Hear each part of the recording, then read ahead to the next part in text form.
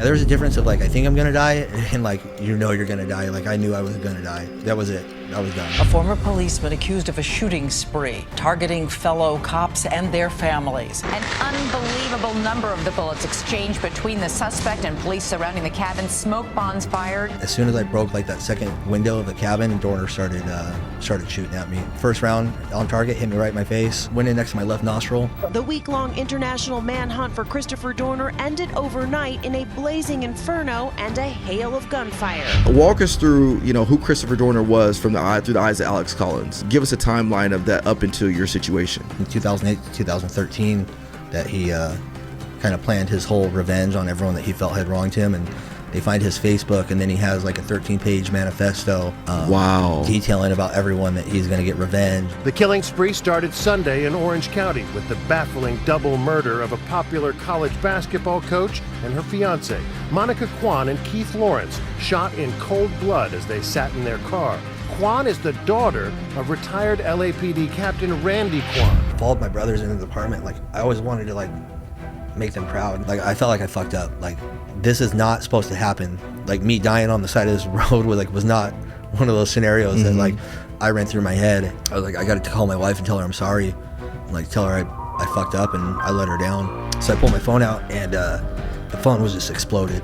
Like, the round, it went right through my bulletproof vest, hitting my iPhone, and then it fragmented the bullet enough where it didn't penetrate my chest cavity. That phone saved your life. Oh yeah, if that phone wasn't there, I would have been dead. He said I never knew like why I went through what I went through, and he's like, I think I did because now I can help you, and then now maybe I can offer that to somebody else.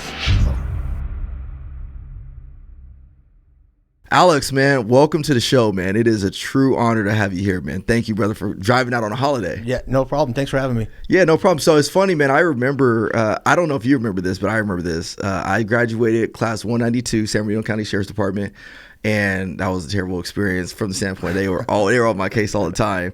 But I remember when you came in to talk about, the critical incident that we're going to discuss today. But it's crazy to think that was over 10 years ago now. Yeah. That was probably 11 years ago now. And it's just crazy how fast time goes. Yeah. And I would have never imagined that I'd be sitting in, being able to interview you 11 years later. Yeah. So and that must have been like pretty soon after I got out of the hospital and stuff, huh? Yeah, very soon, because it was I was in the academy in 2013. Okay. And that incident happened in 2013, right? Mm-hmm. Yeah. So, man, now to think about it, like, you were like, did you graduate, like December or something? I graduated in March of 2014. Oh, okay. So I started 2013 of September. Yeah. And then I graduated in March of 2014. That was probably like one of the first classes I spoke to, probably. Really? Yeah. Dang, that's crazy. Well, it's an honor to do that, man, and just be here with you, man. I think today you have a amazing story that I think that needs to be told. A lot of times I talk to people all the time that aren't in law enforcement, and they always have these crazy, irrational frame of thinking, and that's only because they've never been in the shoes of a law enforcement officer. But when you hear stories like the one that you're about to share today, it really, really sheds a different light for them, and ultimately it bridges that gap. And I think that's why I do this work. So it's awesome. What I want to do is before we even go into that incident, who was Alex Collins before that incident? Who is Alex? Was he a father, husband, son? Who is Alex Collins behind the badge, or Alex Collins behind the badge? Yeah, so that happened pretty early on in my career. I think I had 6 years on at that time. I followed my two little brothers into law enforcement, into the sheriff's department. They're like 10 and 12 years older than me. Oh, wow. Are they still in the department now? Yeah, so they're still in the department. Then that's cool. So all three of the you have two brothers? Two brothers, So yeah. it's just the three of you guys? Yeah, three of us. So all three of you guys work for the department? Yep. That's it. Yeah. So I always looked up to them, wanted to be like them. So just kind of natural. Just went into law enforcement, got hired on, and then I just wanted to like follow in their footsteps, kind of do whatever they did. They both spent time on our SWAT team. When I got shot, my brother Ryan had just gotten promoted from that team, and my brother Matt was a corporal on that team. So that was my every day I went to work with that mindset. Okay, what cases do I need to do? To get to that, because I mean it's a hard spot to get to. So that's just was my mindset with that. Are they sergeants now, or corporals, or captains, or lieutenants? So my oldest brother Ryan, he's a captain of our gangs narcotics division, and then my brother Matt's the lieutenant at our training division. Dang, that's legit. So it just runs in the family. That's cool, man. Yeah. So were you married or at the time or Yeah. have any kids? yeah, married, and then when this happened, I was actually on maternity leave. My wife had just given birth to our first son, and so he was like 2 weeks old when this Really? happened. Yeah, so I was off, and then all this kind of happened. And I was acting detective at the Big Bear station. So when this was all the Dorner manhunt, right when we found out he was in San Bernardino County, I called my detective sergeant. I'm like, hey, like, you need an extra body? You need me to come back to work? And he's like, yeah, Gotcha. come back. Did you grow up in the area? Where'd you grow up at? Redlands. Oh, okay. Yeah. So you're a local guy, kind of familiar with you went to Redlands High School, I'm assuming? What year did you graduate from Redlands? 2004. Oh, so you graduated a year before me. Did you play football there at all? No, water polo. Oh, okay. Yeah. So I played at Rialto High School, Oh, and I okay. graduated 2005. But I remember Redlands was in the CBL at the time. Yeah. So I remember we would always play back with Redlands and stuff Yeah. like that. So you get into law enforcement, following in your brother's footsteps. You said 6 years on at the time. Mm-hmm. What was the biggest critical incident that you had been involved in up until that time of the Christopher Dorner? Nothing like that. Just regular patrol stuff, regular patrol calls. I worked Big Bear. Just, with the sheriff's department, you got to go to the jail. Yeah. So I did not like that at all. So I put in for every station, our outline stations. We have 13 contract cities. So Big Bear picked me. So I only ended up doing like 6 months at the jail, but then I was commuting an hour to work. and Oh stuff my like goodness. That, And never been involved in an officer involved shooting up until that point? No. So was your wife, I've been married my wife was with me when I wasn't a police officer, and she's with me. We're still together now. And, she never really had a major fear of me going to work. So up until this point, did your wife ever worry about you at all? And I don't want to say she didn't worry from the standpoint, my wife didn't worry from the standpoint of she didn't care, but we have a firm faith in Christ. And so for her, it was hey, you're going to be okay. Did your wife ever worry that maybe one day my husband might be involved in something and he could not come home? Or was she it really didn't never cross her mind? I think just how I am. So she kind of knew it was eventually going to happen. But no, same thing. Never really worried about it. She just knew if I was involved with something that I was gonna be all right. Gotcha. So I wanna fast forward now. In February, I think before we actually get to the day that you were actually shot, this whole situation started on, I think it was February 6th or something like that. Do you recall the whole timeline of events? Oh yeah. So to walk us through, who Christopher Dorner was through the eyes of Alex Collins, and give us a timeline of that up until your situation. Yeah. So I have a lot of information now that I didn't have prior to. So so he was a former LAPD officer. He was in the Navy Reserves. From what I've been told, just had a bunch of issues in the academy with LAPD. He ended up getting called back to active duty in the Navy. So he graduated the academy, and before he started his field training program, he got called back to active duty for a year. So did that. He had a bunch of stuff he acted like he deployed to Iraq and Afghanistan. Had a bunch of pictures on his Facebook, just kind of like a wannabe. Gotcha. But he was out. He had a house out in Vegas, so he's out in the desert, posing with his own guns and stuff like that. Oh my goodness. Yeah. So just kind of So he never actually did any active any combat. No. Yeah. Because all the pictures it made it seem like Absolutely, dude yeah. was involved in had all the stuff in the background. And Desert Storm. He's a big prepper. Had a bunch of bunch of ARs. Everything was suppressed. Had a 50. There's a 50 cal registered to him. Just wow. yeah. Bunch of bug out bags. They ended up recovering at his house and stuff like that.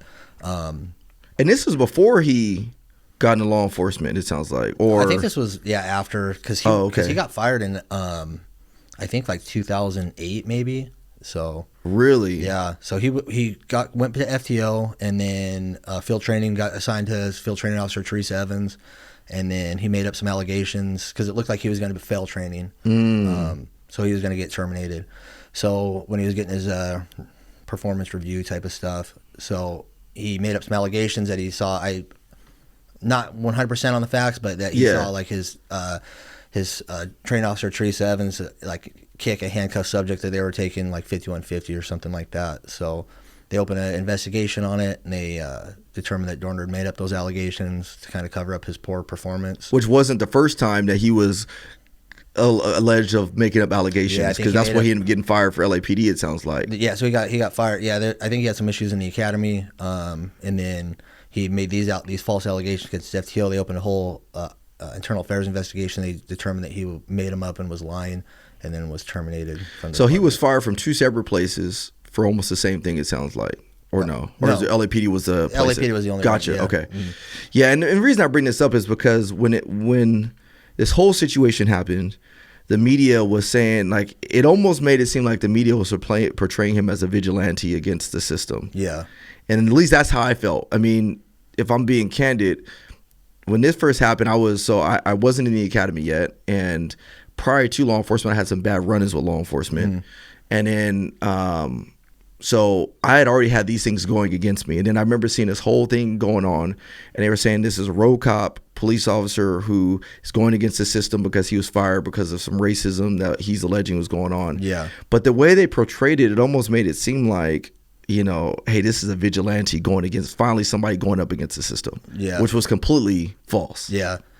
From my understanding, I don't think the whole thing with his FTO, I don't think there was any like racism claims about it or anything like that. It just kind of looked like he was, you know, not going to make it, and being a cop was like maybe like his whole identity, and he lost that. So, but yeah, there was a whole investigation. Then it went to the border rights hearing. I'm not too familiar with how LAPD does it, but they get I think captains they pull them from different divisions, and then they present the case to them. And Dorner was represented by a former LAPD captain, Randall Kwan, who had since become an attorney.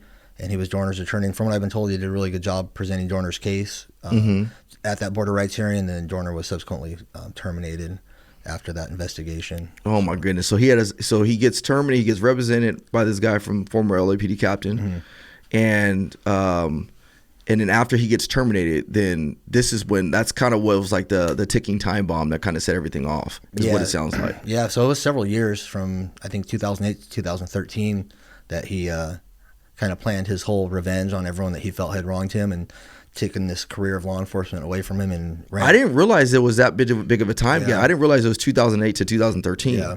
So he pretty much had a lot of time to essentially think about what he was going to do and set it up the way he did. Yeah. Oh, wow. The way I that's new information to me. I thought it literally was like, hey, he gets fired one day. The next week he sets out on his vengeance. No, not a free, crime like, of passion. Yeah. He had like 4 years to plan. premeditate this thing.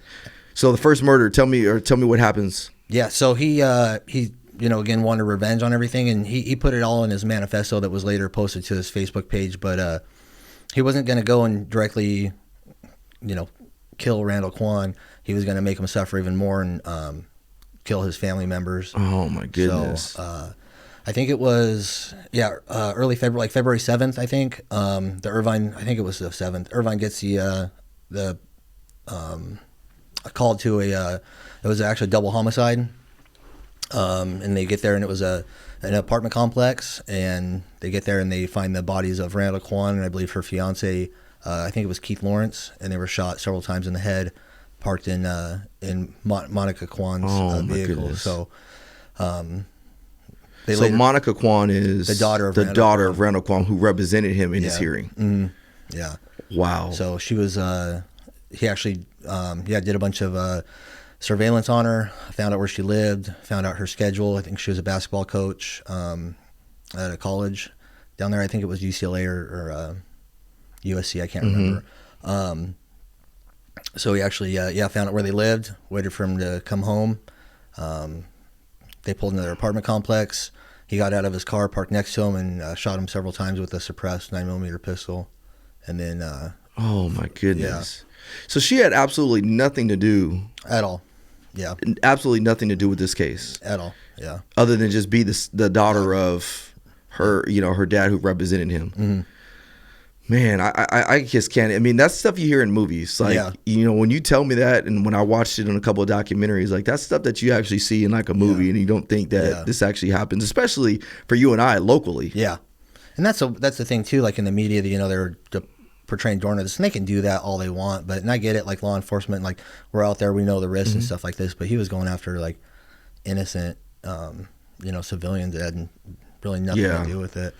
And then we later found out he was doing that too. He was doing surveillance on the captains that were in this border rights hearing, going to go after their family. He was going to going after like I think it was Chief Charlie Beck's dad. Like, when did you guys find out that information? that was later on, and later. This is just stuff that was been passed on to me, like, you know, going out and speaking and talking to some LA guys and stuff like that. So I wasn't involved in that investigation. So if I'm totally wrong fine on any of that, I apologize. No, that's totally fine. I actually, so like I did some research too, and so I kind of know the timeline of events, but the audience that we have a lot of times, they don't know. We have a very unique audience, so we have a lot of law enforcement all across the globe, but then we have a lot of people that don't have any relation to law enforcement, so they don't get to see or hear the side from our side. So that's why I'm telling the story this way, because I want people to have no idea of what the Christopher Dorner case was to know exactly what happened. So he kills those two. Then what happens next? So that one, they don't have a suspect. They don't know it's Dorner or anything like that. And then Dorner, I think that was on a Sunday, early Sunday morning, and then National City in San Diego County. Yeah. They get a call of a found property call, and it's a business owner goes out to throw some trash out, and they goes out to the dumpster, and they find like a LAPD uniform, some like leather gear, and an ammo can, and then on the LAPD uniform has a name tag of like Dorner on it. So we go from Irvine to National City. Which, for perspective of people, like that's about an hour, good hour away from each other. And they just randomly find his uniform. Yeah, so they find the uniform in the dumpster. The National City officer contacts LAPD, kind of thinking like, hey, an LAPD officer got his car broken into, got his stuff stolen, and they, you know, dumped what they didn't want in the trash can. So talks to LA. They kind of research Dorner. Yeah, we had a prior, you know, officer named Dorner, and I think they make some phone calls, and they're like, oh man, like, because I think everyone kind of knew that was on that Board of Rights hearing in that investigation, like, hey, this dude, like, he's a little crazy. Like, you kind of know, like, this is one of the guys that can go cuckoo. Exactly. They're kind of waiting for something like that. That was kind of told to me. So they look at it, and then they, I think they go on, they find his Facebook, and then he has like a 13-page manifesto on there. Detailing about everyone that he's going to get revenge, and like for law enforcement officers that are chasing him, like, you're going to get shot, like. Yeah. Which is why, and what's interesting too is I could only imagine, as this is going on, there's got to be a connection from somebody that when he killed the first two, and then they find the patches. I wonder if there was a connection made before they found the manifesto. Like, from what I've been told, there wasn't. Like, wow, yeah, because he had his truck, and his truck was cold plated, so I don't think he was a suspect at that point till he. What's a cold plate, if you don't mind? Just so like they'll get they'll steal a license plate to like a similar truck. So he had a Nissan Titan, so they'll try and find like a Nissan Titan, similar year. So if a law enforcement, like, they run it, because we'll put a DOJ stop on that plate, so they'll find a similar plate. Vehicle, so law enforcement runs it, they'll run it, and it'll be come back to something similar. 2008 Nissan Titan. Yeah. Gotcha. Won't even think twice about it usually. So, okay. So they find his stuff, and then what happens next? So I think, so Dorner became the suspect for this double homicide in Irvine of Monica Kwan and her fiance. So he's on the run, and at this point, like, it's kind of making, LAPD gets, you know, a lot of, makes national news. Yeah. They're a huge department and stuff. So he also did a bunch of weird stuff. He he mailed like a challenge coin that was given to him by the former chief of LA once he returned from active duty. Like, it was like a veteran's coin, but he took it to the rifle range and shot a hole through it, like at 100 yards. He probably had somebody else shoot it for it. Hey, bro, can you shoot this for me? Shooting at 100 yards with a rifle is not not impressive. He mailed that to like Anderson Cooper and stuff like that. And then his manifesto was all weird and stuff like that. And then the story just kind of picked up. So they were on the lookout for him. He actually tried to steal a boat in the San Diego harbor down there. So some guy was getting on his boat, and Dorner came over there, like, held him at gunpoint, made him get off his boat, and Dorner tried to take off in his boat, but I don't know, he didn't know how to take the ropes off the dock, and it got caught in the propeller and like broke the boat. So that idea was gone. So he actually got in his car and took off, and then they're all down in San Diego thinking Dorner was down there looking for him. So this is in a matter of what, 2 days you were thinking? Yeah, I think that was on I think it was maybe like Monday. I don't know. I'll have to look at my. Yeah, that's totally fine.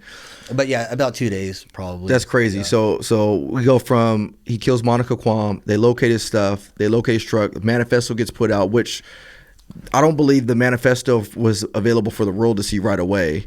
But I do remember reading the manifesto, and then they locate him, or they think they track him in San Diego. Where does he go next? So LAPD. So he had kind of like a hit list of everyone that he was gonna get revenge on. So LAPD sends out protection details on all these like the captains that were on his border rights hearing, his former FTO, anyone who kind of had any dealing with him that they was a potential target. They send out protection details to go sit on their houses. Like, gotcha. So 24-hour surveillance. And again, LAPD has a huge department, so they can pull guys from their Wherever they want. Yeah. their their regional gang teams and stuff like that. So they sent them all over. So there was two LAPD officers. They were going to do a protection detail in the city of Corona, and they're actually going to a gas station, and they're going to get some drinks because they're going to go work the graveyard shift sitting in front of some captain's house or something. Yeah. So they pull in there, and then they get flagged down actually by it was a tow truck driver. And he goes, because Dorner's truck was all over the news, and it kind of stood out. It was a lifted Nissan Titan. It had like a safari rack on it and stuff like that. So he flags him down. He's like, hey, Dorner was just in this gas station parking lot getting gas. He like took off, eastbound or whatever. So the LAPD officers get in their car, and they kind of go in pursuit of Dorner. Dorner knows that they're following him at this point. So he actually, I think he gets off the freeway, and he's kind of sitting on the overpass as the officers are exiting the freeway. He gets out of his car and he shoots about 30 rounds into the front windshield of their vehicle. Luckily, the officers weren't. One of them was grazed, I think, on the side of the head, but they weren't hit other than that. So This was in Corona now, or this is the city of Corona. because I saw I actually saw video footage of some Chino police officers involved, and somehow I don't know how that all tied to be. I was actually the documentary I was watching. I saw Chino police out there as well. Yeah. So I think people now are starting to. Do you think that people were already taking his manifesto pretty serious, or do you think like it was actually raising the stakes now that he's actually shooting at police officers? Yeah, I think that was, and then especially that he killed the daughter of a captain, nothing to do with it, and then and he laid it out there too, like if any officers try and stop him, like this is what's going to happen to you, type of stuff. So yeah, he engaged those two officers. They ended up returning fire. He got in his car and took off. From what I've been told, because they were out of their area in Corona, and they didn't have communications with Corona, so they're and I don't think they were digital yet, so the radios weren't working to LA. Oh my goodness! So that was they were everywhere, in LA. Like everyone lives at Corona, Irvine, like Ventura County and stuff like that. So they were kind of scattered all over the place. So it took a little bit for them to put that information out to local officers. So immediately after that happened, so Dorner kind of took the side streets, and he ended up in Riverside County, or Riverside PD. City of Riverside, yeah. Yeah, so that's when it was Officer Crane and Officer Tackius. Officer Tackius had recently lateraled to Riverside Police Department. Okay. And he was on kind of like a modified training program. Yeah, field training program. Yeah, with because he had been a cop down in I can't remember what it was, a local PD down in LA for a couple years. And then had he was like a track stud at UCR. So, oh wow. Yeah, so he's a local guy. Yeah, awesome guy. Yeah. So he lateraled to Riverside PD and was on training with Crane. So Tackius was driving, Crane's in the passenger seat. So they don't even know this is going on. I mean, they know the Dorner stuff, but kind of like they don't know what's on the doorstep of absolutely right where they're at. Yeah. So he's so they're driving. I think they're on Magnolia. Come up to a red light, and Dorner is actually directly across from them at the intersection.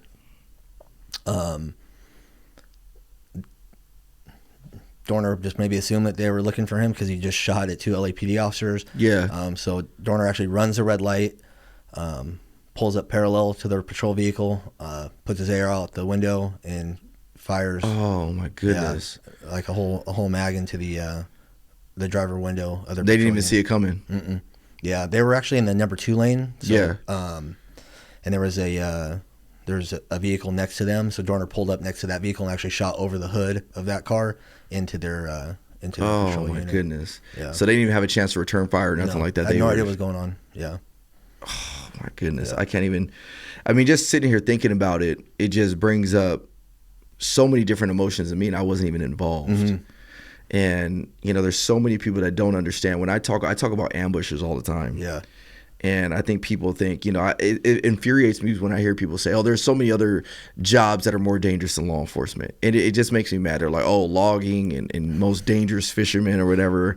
And I'm like, you know, the difference between those jobs and our job is the simple fact that nobody's actively trying to kill you as a fisherman. Nobody's actively trying to kill you as a loggerman. Mm-hmm. Like in law enforcement, because of people's predispositions about our profession or whatever it may be, people are actively trying to kill us, and sometimes you may never even see it coming. Nope. And that's what just makes me upset. Does that make you feel like the same exact way? Yeah. And just, I mean, you always got to think about that, and, you know, like always got to be on guard and, you know, keep your head on a swivel type of stuff. Just, yeah. Like, I think when we say keep our head on a swivel, I think people think like, oh my goodness, you guys are just exaggerating and all this other stuff. But no, like it's a real. You have two officers that literally had no idea what was going on at the time. Yeah. And some guy just out there to kill cops, rogue guy out there on a rampage, just ambushes them right where they're at in their tracks. And then your next guest is going to talk about that exactly. Just sitting in your patrol unit, someone going to walk up and shoot you. Yeah. So just for your uniform that you have on. Oh my goodness. So they get shot in their patrol car, and then Dorner flees. I'm assuming. Yeah. So Dorner takes off, and then there was it was actually, I think, a taxi cab driver saw the whole thing that happened. Ran over there, was able to, because Tackius was driving, he got shot so many times in the legs and in the arm, his foot actually came off the brake and his car rolled through the intersection. Oh. So a taxi cab driver ran over there, was able to reach through the window, put his car in park, and then Tackius told him, he's like, hey, he couldn't move his arms, and he's like, take my mic off my dash and put it to my mouth. So the taxi cab driver was able to grab his unit mic, put it to his mouth, and he's call officer down. Oh man. Yeah. And then, Tackius, he got shot a bunch of times, and Officer Crane was shot and killed in the passenger unit of that patrol vehicle. So, did any of those guys have families, I'm assuming? Yeah, Crane did. Yeah, wife, 2 kids. Yeah.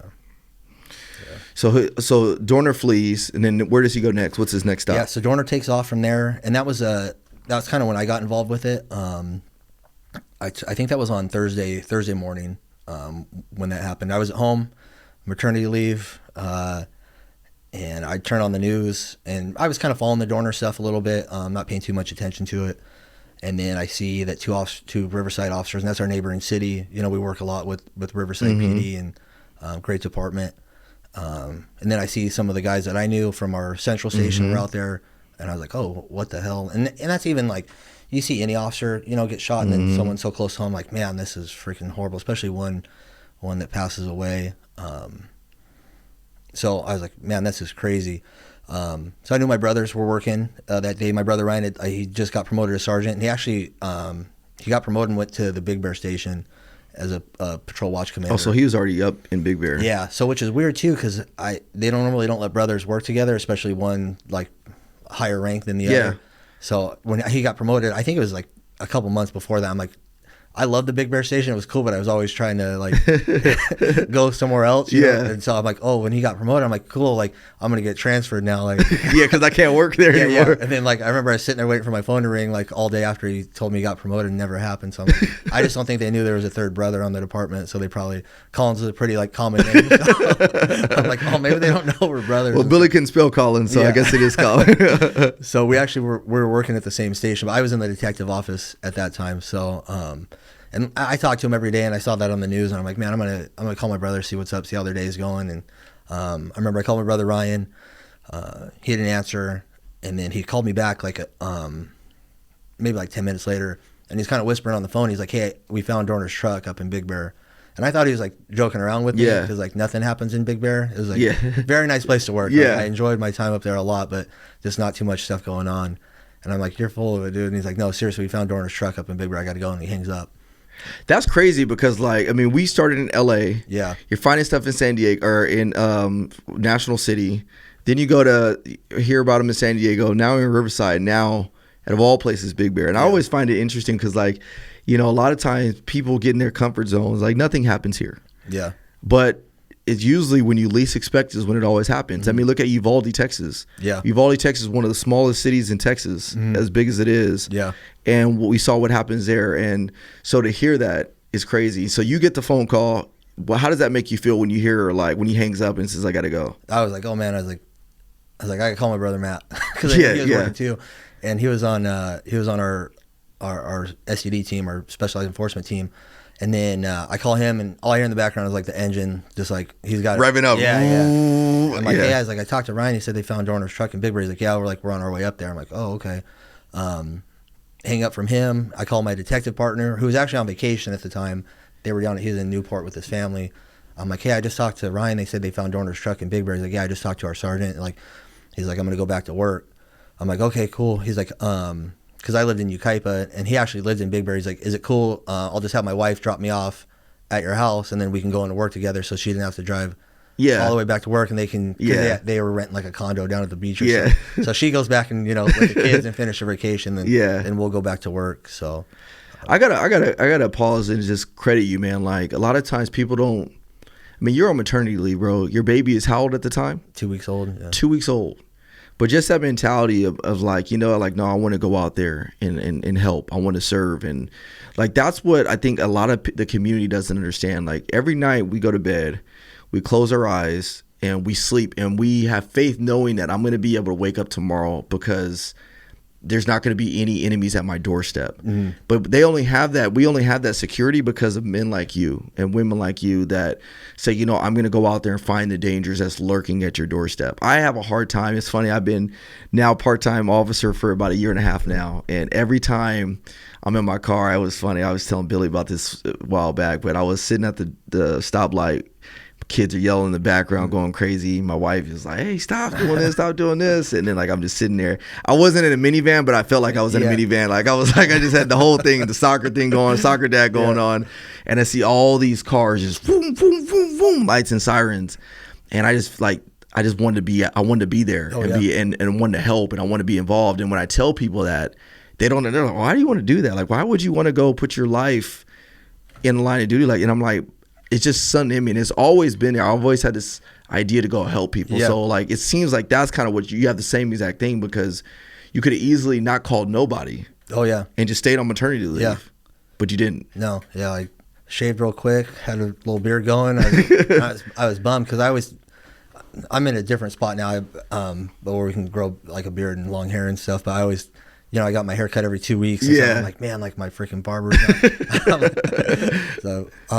But yeah, so I shaved real quick, told the wife, I'm like, hey, I'm going to head into work. So went up there. And how was she? Was she like, okay, just another day? Yeah, there was a brand new baby, so she had enough stuff going on. Yeah, so, she's like, get out. I don't want to know. I don't want my second baby in here. Go ahead, go. Yeah, exactly, yeah.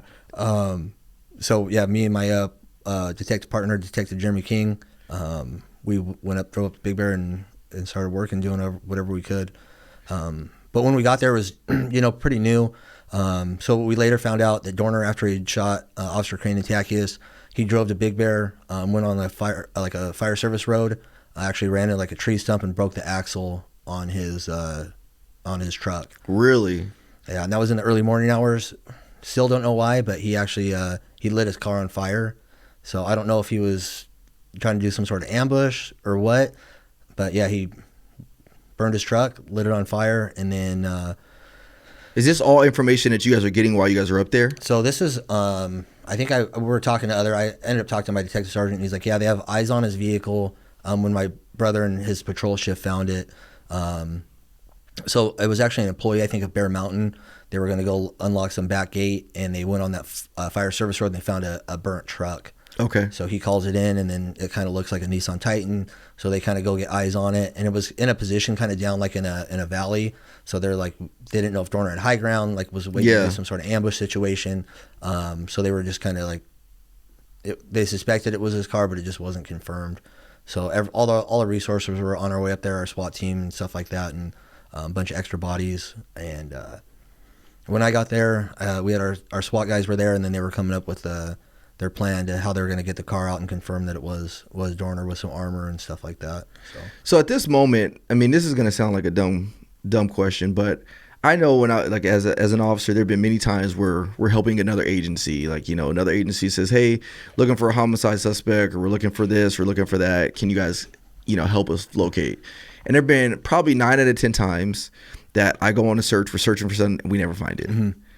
And so it's like, okay, whatever. We look, we found it, nothing. Were you anticipating that you guys were going to find him, and that you would maybe actually be involved in the contact, or were you just like, hey, I'm gonna up here, I'm obviously on my, I'm prepared, but in the back of your mind, were you really thinking like, oh, I'm actually gonna contact this dude? Yeah, so it went like back and forth because it went for so many days. So they initially found the car on Thursday, and then we didn't end up making contact with him until that next Tuesday.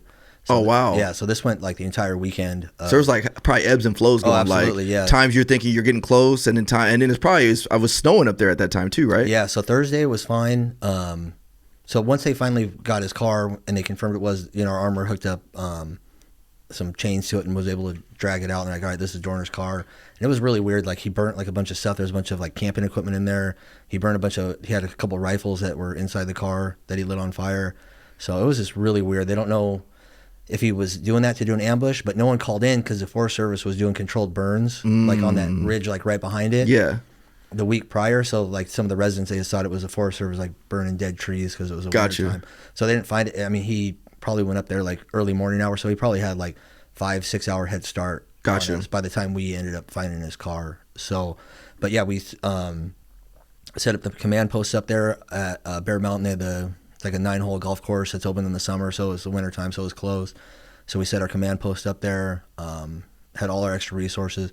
We have a pretty big department, like a little over 2,000 sworn. We have a full-time SWAT team. Yeah. Gang teams and stuff like that. So we had extra bodies that we could. So everybody's working on this thing now. And you also had what, FBI, LAPD was probably sending people up, I would imagine. So, you know, that's surprising. I think I only saw a couple LAPD guys up there, and then there was a couple FBI guys. For the most part, we try to keep everything in-house. Like, this is our department, we're going to handle it. Well, yeah, it's in our territory at least. Yeah, I mean, there was, because a lot of people had obviously interest in it. We had liaisons from everywhere. So it was, you know, Irvine has their double homicide. Riverside has their 2 officer shot. LAPD has all their officers, you know, that are potential targets on this. So, there was a bunch of stuff. But I think the department did a really good job, like, tactic-wise, because you don't want a bunch of different, like, people from different agencies.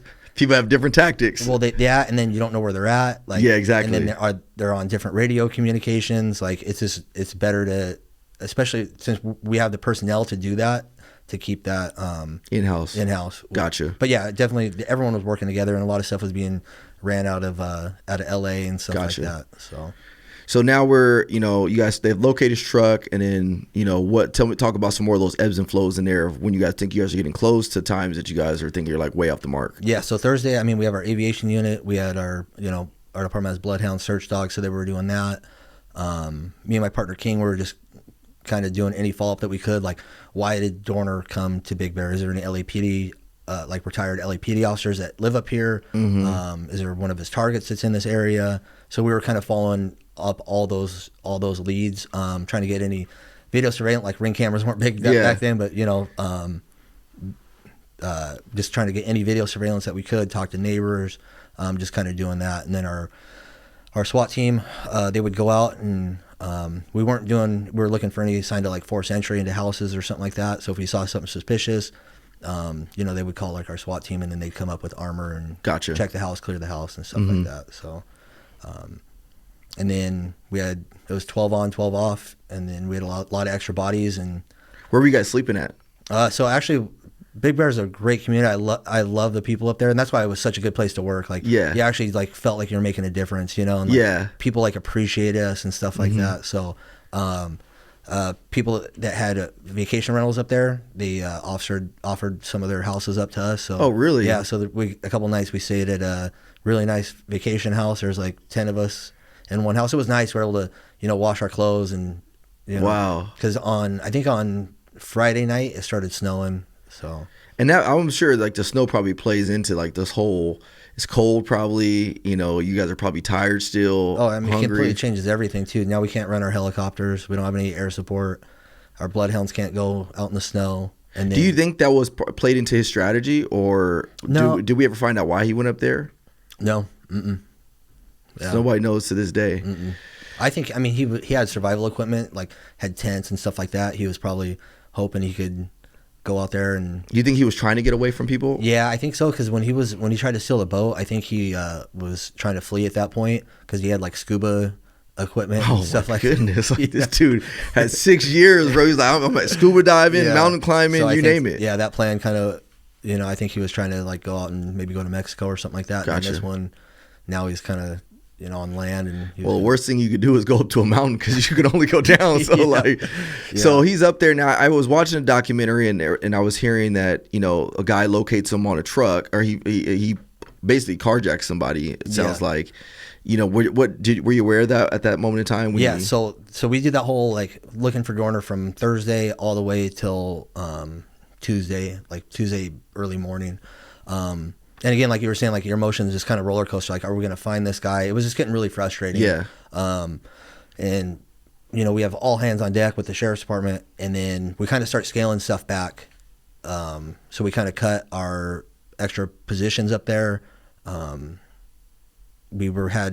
that time we had our four SWAT teams. They were up there at all times, and then I think on Monday we cut them back to one team. So one team would be there during the day for 12 hours, and then the next team would come up for the graveyard shift, and then they would stay at a local hotel up there. So it sounds like the hope was kind of like slowly fading that you guys were going to find this guy. Yeah, I mean, like everyone, we just didn't know like if anyone else. From my perspective, I know there was probably people that were more in depth with the investigation. But my perspective was, I'm like, who's helping this guy? Obviously, he's got to have some friends. Like, that was a little bit frustrating on the investigation side of it. Like, I'm like, I hope like they up on this dude's phone. Obviously, they better be. So that was just like, I'm like, we're just kind of walking around, waiting for this guy to like shoot at us. Yeah, exactly. That's kind of like what it felt like. You guys are like sitting ducks. Yeah, pretty much. Like, all right, let's go. Because we'd do cabin to cabin searches, and it's like we knew like whoever freaking finds this guy, like. There's going to be a gunfight. And that's ultimately what happened. Yeah, absolutely. Yeah, like we knew like whoever goes first to that door is going to get shot. Like, oh my! So you guys are walking around with the mindset knowing like whoever contacts him first is going to be. Yeah. So you in your mind, did you tell me about it? Like, did you already have this mentality like this will or survive? I know we train. I talked to Megan about it in the academy. We talk about this will or survive mentality, but like on this investigation specifically, were you like, man? Like, if it's going to be me or him, whoever contacts him first. Yeah, I mean, everyone up there knew that was going to happen. Wow. Yeah.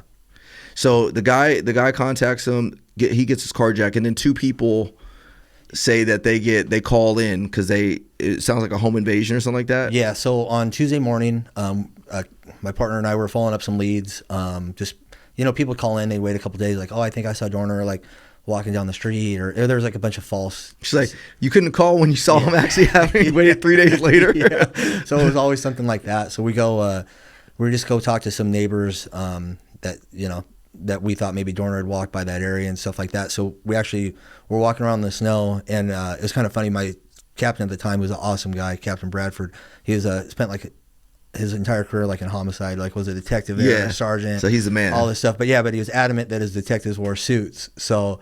I remember like 4 days into it, I'm like, hey Cap, like, can I not wear a suit? Like, this sucks. Like, you got King and I like walking around in the snow like in dress freaking cold out here. And he's like, no, you're a detective, you wear a suit. I'm like, okay. So on that Tuesday, I remember telling King, I'm like, dude, I'm not wearing a suit anymore. Like, I ruined like 3 of my dress shoes. Like, I'll take the write up. The write up. Yeah. So we're like, all right, we're not wearing a suit. We'll wear like our Class D, which like the 511 pants. Yeah. Stuff like that. So, and then I had a attack, like active shooter stuff was like really big at the time. So I'd actually put like an active shooter vest together. It was like a Molly vest. Just said like, I was a broke deputy at the time, so I couldn't afford the $1,000 ceramic plate. So I just got an old soft body armor from my brother and threw it in there. But it had a bunch of like rifle magazines, like pistol magazines, just extra ammo. Just that training had really started just to kick off with the active shooter stuff.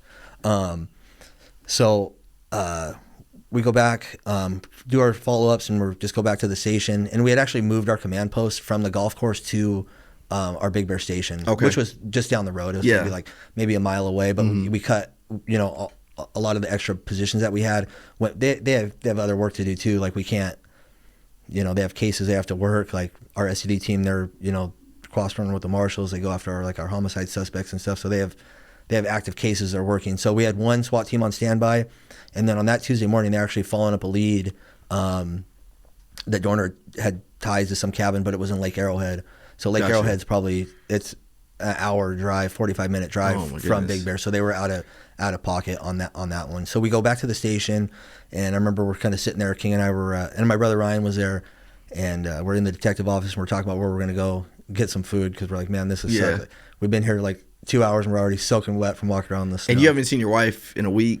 So I stayed up there a couple nights and then come back home. Yeah, I think I went home. I might have went home that night before. Okay. So, and then it's early morning, so we're up there and dispatch goes out over the radio that there's a Dorner sighting, and there was a bunch of Dorner sightings in that weekend. Has signs and stuff like that, like big, Sasquatch. Yeah. So comes out the dispatch. That husband and wife were tied up by Chris Dorner, and he had just stolen their brand new Nissan Rogue and then fled. So what we later found out that after Dorner burned his truck on that Thursday morning, he had found an unlocked door to a condo, which was like almost directly across the street from our command post. Found an unlocked door, goes inside the condo and locks it, and he was inside the condo that entire weekend just hanging out. And nobody was inside that condo? No, it was a vacant condo. Oh my goodness. So he's really right across your doorstep. Yep. So he actually set up like a little sniper perch in there. Do you think he knew that your guys' command post was right there? Yeah. So he moved a kitchen table up to the back sliding glass door where he had a direct line of sight to our command post, and then they found a .308 round, like he probably ejected it from his little sniper. Oh my goodness. Yeah. I mean, that literally is movie stuff. Yeah. Like you see these movies and you're thinking like, but just walk me through the time period of when you guys contacted, Christopher Dorner, or when he contacted you guys, I should say. Yeah. So, can I backtrack a little? Yeah, absolutely. Okay. So he was in that condo. So the husband and wife, they're going to like clean it up because they're going to rent it out like the next weekend. So they go inside, Dorner's in there, points his AR at him. Cause they just, this dude's sitting on their couch. So he actually ties them up, puts disc rags in their mouth, throws their cell phones under the couch, and then takes the keys to their vehicle. So he can't figure out how to start the car because it's a new technology in 2013, like the push the button start. How do you start this? Yeah, so he's trying to figure like where's the key at. So he has to run back inside the cabin. He actually took the disc rag out of the wife's mouth, and he's like, "Hey, how do you start the car?" And she's like, "You just push that little start button." So she was able to get her phone from under the couch and call 911, but it took her like 30 minutes. We had about a 30-minute head start. Oh my goodness. Yeah. So, but he didn't kill them. So it sounded like he was clear. Like I'm not really trying to kill anybody else but cops. Yeah. Or the family members of cops. But I mean, he probably would have if they put up a fight. If it was going to prevent him from getting away, type of stuff. So, sold the car. Dispatch puts it out. So King and I start going to this condo that was by the command post with all the patrol guys and stuff. And then they put out. The wife was able to relay that information. He left about 30 minutes prior. So King's like, "Hey, he's gone. He's not there anymore. So we're just looking for this Nissan Rogue." Big Bear, there's like 3 ways in and out of there. Yeah. Highway 38, which is our back way, 330, which goes to like Highland. Most people go, and then Highway 18 that goes to the desert. So King's like, "Hey, he probably went down 38, which is a back way." I'm like, "All right, let's go. Let's go. Let's just check." I mean, yeah. And you could pretty much shut the mountain down, I would imagine, since there's only 3 ways in. All that information's going out. CHP's going down there and stuff like that, and then all our guys in the valley. McKay was actually a detective at our Yucaipa station at that time, and he had worked the entire weekend up there during the search for him. And then he had a 3-month-old baby with his wife Lynette. And so you knew McKay prior? Yeah, McKay was he was my firearms instructor in the academy. Oh wow! Yeah, so he taught me firearms, and then McKay was a detective in Big Bear for a little bit, so I worked with him up there, and then he had transferred to our Yucaipa station. Gotcha. So he was down there, but he was up there during the weekend helping out and stuff, and I talked to a couple times because I hadn't seen him in a little bit because he transferred different stations, so just kind of bullshitted with him a little bit, and then so everyone starts kind of coming up to Big Bear. But again, they don't know which way Dorner's going down. So one of our we have a resident spot in Angeles Oaks, which is in between Yucaipa and Big Bear. It's a cool position. You get a house and stuff like that, and you're just kind of responsible for, that's sick, for that community. So our resident deputy actually was on Highway 38, and he's like, oh, Dorner's in this Nissan Rogue. I'm gonna get some spike strips ready just in case he comes down Highway 38. Mm-hmm. So he's on a turnout, and he's getting the spike strips out of the back of the car, and he actually sees Dorner hauling ass down Highway 38 and blows right by him. So he was able to put that information out, like, hey, Dorner just passed me on Highway 38. I'm trying to catch up to him. Oh, wow. So that's when we're like, King and I were like, all right, cool. We're like, we chose right. We went down the right way. So we get down kind of where the deputy was at, and he puts out information like, hey, he actually when the deputy pulled out, he got stuck behind it was like a big tour bus. They do like ski trips and stuff like that. So it took him a little bit to pass that tour bus, and he finally gets to the point. He's like, man, I should have caught up to him by now. So he starts backtracking and then finds a small little mountain road. It's called Glass Road. Starts going down there a little bit, and he finds that Nissan Rogue that Dorner had stolen. It was crashed into a snow berm. So he got a good idea, like, okay, he's around here somewhere. Yeah. So the deputy does a really good job, clears that car by himself. The driver door is like wide open, and then he puts that information out that, hey, I found the Nissan Rogue. Dorner's on foot somewhere out here and it's a forest area, So at that time, King and I get there with McKay, and then McKay's detective partner, and then we meet up with this resident deputy, trying to come up with this. So you guys, 4 of you guys at this moment in time. Yeah. So you guys are on the street road, or yeah? So we're at? just the Glass Road. It's a small like mountain. It's like a 2-lane road. With the snow, it turns into like a 1-lane road. But there's like some old crappy cabins down there. There's a stream where people go fishing. I'd never gone down there before because it wasn't in our area. Gotcha. It was probably like 30 minutes from down the mountain road from where Big Bear's at. So I'd never been down there. So we get down there, and then I think I put over the radio like 6 David, like, or 97 or whatever. Yeah. And my brother Ryan calls me, and he was working patrol that day, and he's like, he kind of fills me in, like, because he went with to the condo with his patrol shift to go help the husband and wife get untied and stuff like that. So he kind of fills me in, like, you're not gonna believe it, Dorner was in this condo, like. Because this moment in time, it's like you guys have been on this manhunt for days, and it's just like, so any type of contact, I would imagine, or like evidence or whatever, you're just like, man, we're getting close. We're like, oh yeah, it was definitely like high stress, especially with that. I mean, like any call like that, you get someone that tied somebody up, and especially this is a real deal. Yeah, someone that's murdered multiple people and stuff like that. So my brother Ryan calls me, and I remember he's like, dude, he's like, hang tight, like, the rest of us are on our way down there. I'm like, cool, we found his car, like, I think he's down on Glass Road. And he's like, all right, he's like, wait for me. Like, he's like, don't go down there by yourself. I'm like, okay. And then my brother Matt calls me, and he was on his way up. They were at our Valley station, where our SED office is in San Bernardino. So he's like, hey, I'm on my way up there, like, wait for me. I'm like, all right. Both your brothers like, wait for me, bro. So I remember my brother Matt, he's like, no, like, he's like, listen, dude, I know who you are, like, wait for me. I'm like, all right. And then I hang up the phone. I tell King, I'm like, hey, like, SUD's almost here. Like, if we were going to do anything, like, we better go do it, because, like, we're going to get stuck on, like, a position or something. We're going now, bro, because we're not going to get to do this later. Yeah. And I remember King's like, he's like, what do you want to do? I'm like, I don't know. I don't want to stand out here and get shot. Like, So as we're talking, the resident deputy gets a call on his cell phone, and it's from the guy in the truck. So down there, they don't call 911. They just call, like, the deputy directly. Like, yeah. So he's like, hey, I was driving down Glass Road with my dog, and Dorner popped out from behind a tree and held me at gunpoint and stole my truck.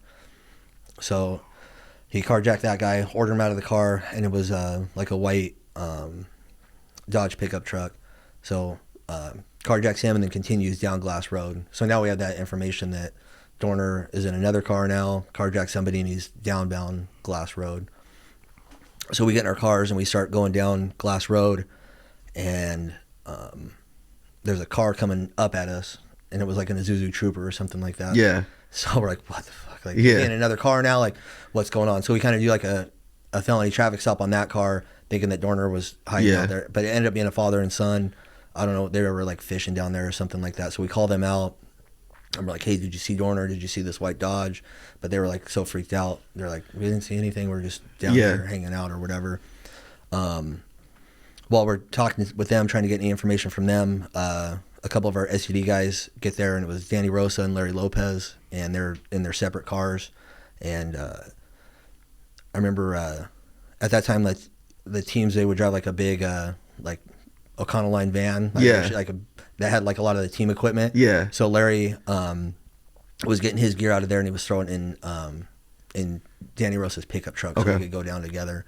And I was kind of bummed. I'm like, oh man, like, because I always like looked up to these guys. Like, Yeah. again, that was my end goal. Like, I wanted to go like to that team. You know? Yeah, And exactly. I was like, man, these guys are gonna go down there and Like be the heroes. yeah, to save the day. they're gonna handle business. You know? And, Yeah. yeah. But because I'd always see them at the academy working out. I'm like, these dudes are always freaking like. Yeah, which I've seen you guys too. I remember watching like SWAT guys whenever in the academy, like, Yeah. dang, these dudes like the real deal. They freaking running and stuff. I'm like, Yeah, man. yeah, they work out together. Yeah, Yeah, exactly. I'm like, man, I want to be a part of that.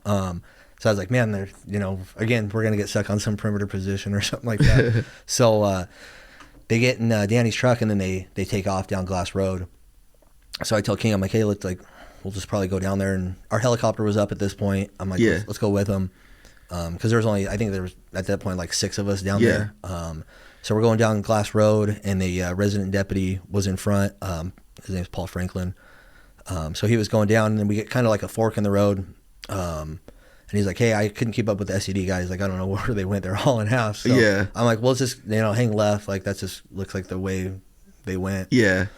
So we go down a little bit more, and we come across, like, there's 2, like, vacant cabins. Like, they're all boarded up. Yeah. Like, shitty-looking cabins.